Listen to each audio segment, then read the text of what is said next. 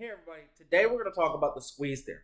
Now the squeeze theorem says that if f of x is less than or equal to g of x, which is less than or equal to h of x, where x is near n, and that's the big part, and the limit as x approaches n of f of x is equal to the same thing as the limit as x approaches n of h of x, then the limit as x approaches n of g of x is going to be the same number. Now, let me kind of break this down a little bit for you for a second. So, the squeeze theorem is also called the sandwich theorem or the pinch theorem.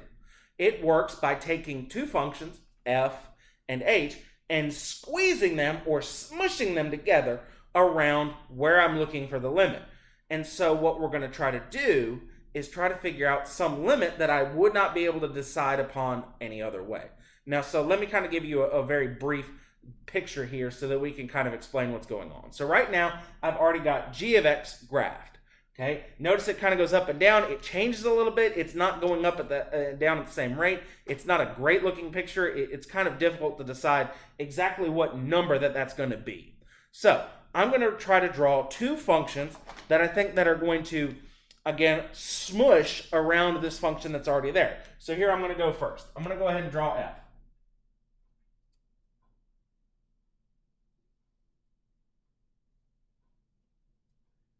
All right, now notice, f is kind of coming up below g of x, and it doesn't even have to be close to it all the time. It really just has to be close to it around this value that I'm looking for, n.